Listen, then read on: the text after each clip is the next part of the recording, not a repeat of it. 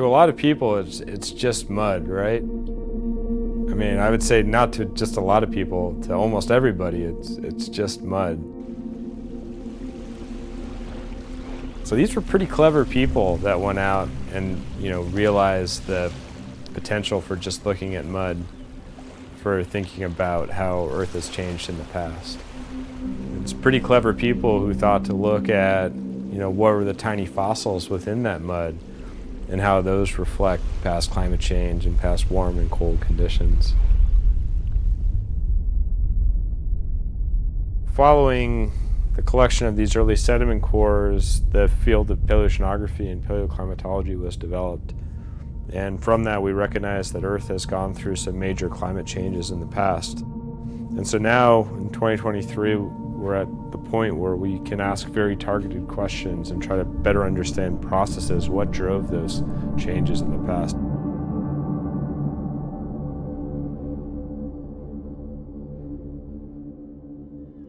I'm Dr. Shannon Klotzko. I am a marine geologist. I'm one of the PIs on the project, which stands for Principal Investigator, and I'm one of the co-chief scientists on the cruise, where we'll be at sea for 33 or 34 days, I think, at this point, but over a month at sea to collect our data in Baffin Bay. We're going to go and study Greenland. It's a pretty large ice sheet. There's about 22 feet of sea level rise if it were to melt entirely. So just thinking about how that can affect the climate. But we don't really know what causes destabilization of these big ice sheets. So we're interested in the cause of the initial retreat of the West Greenland Ice Sheet after the end of the last glacial maximum, which is essentially the last ice age. On this expedition, I'm going to be working mainly to make sure that we get the best cores that we possibly can, that we find the locations where the best mud is for us to use for our purposes. And then after the expedition, I'll be working on the stratigraphy and timescales of the cores that we recover. We got a crew of 21 people, scientists from 6 institutions. We're kind of all working together with our own questions to try and get at this bigger question of what causes the destabilization collapse of these ice sheets.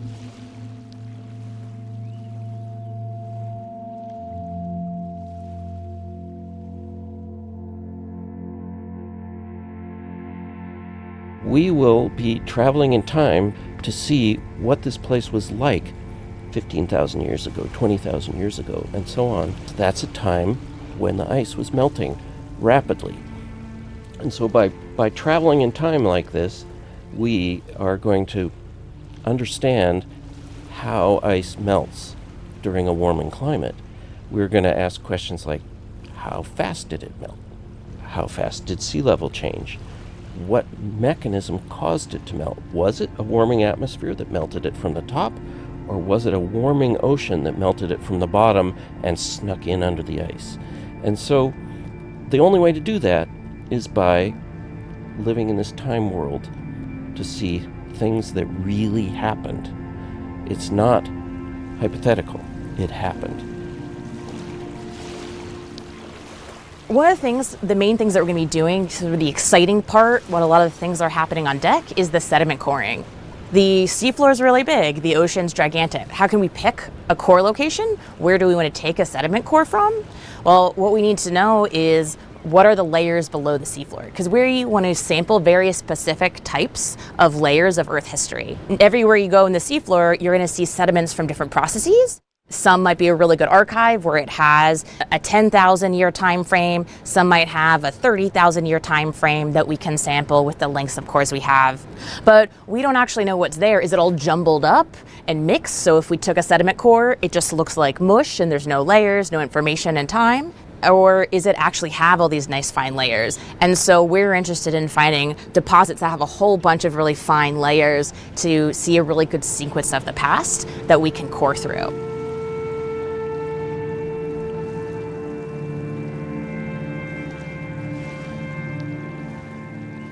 So we have an idea, a rough idea of where we want to go, but in detail, we need to use geophysics, which uses sound emitted from the ship to try and image the seafloor. And we use those images to try and understand how the sediment is deposited and how the sediment is accumulated in different places. And that allows us to better target and better hone the areas we want to study. So seafloor sediments are almost like reading pages of a book. The further you go down into those sediment cores, it's like going deeper and deeper and deeper in time. So if we want to go back into the past, we can collect sediment cores and then go down further down in the sediment record and identify periods of time when those sediments were deposited, and we can use those sediments to reconstruct the environments that happened at those times.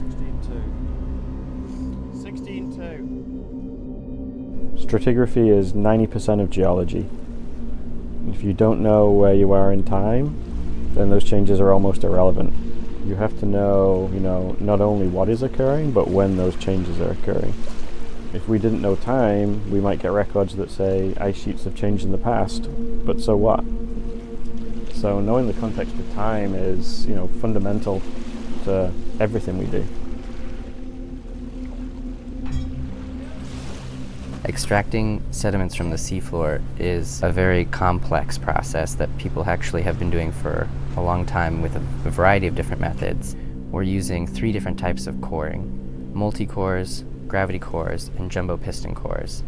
And the basic principle of each of them is we send down a tube that can contain the mud with a weight on top and a seal on the bottom.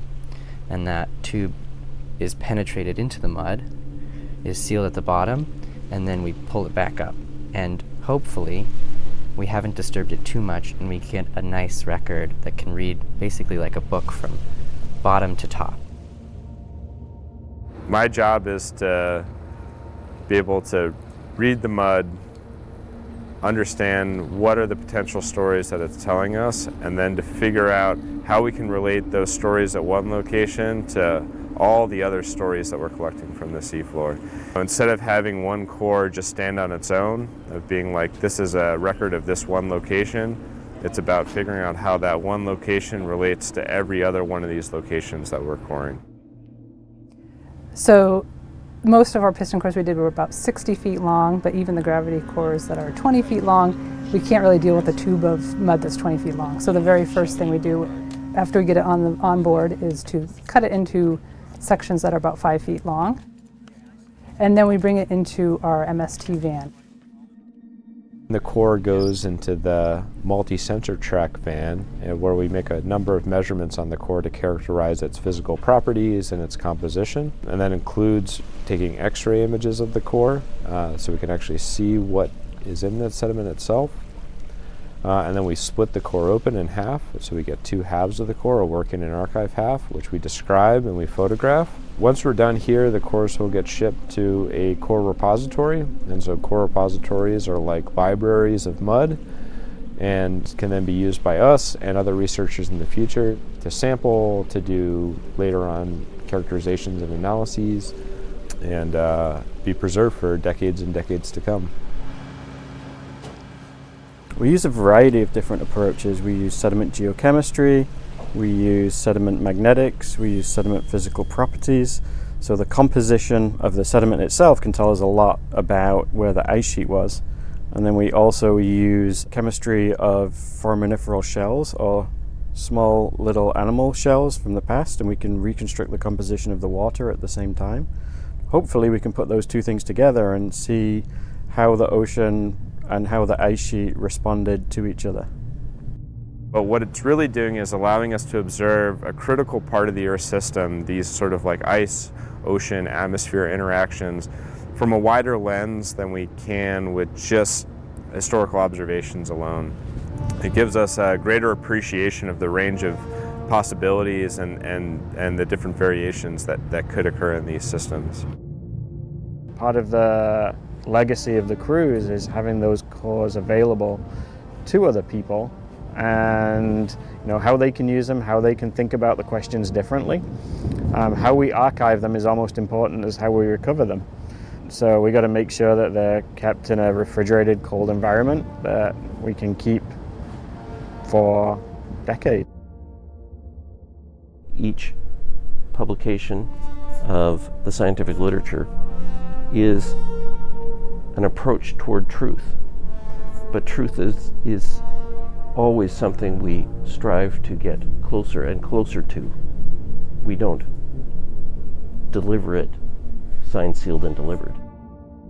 To understand and have projections of the potential changes in Earth's future, we need to understand how Earth has changed in the past, to see what could potentially happen in the future and what deviations from Earth's natural processes are occurring and could occur in the future.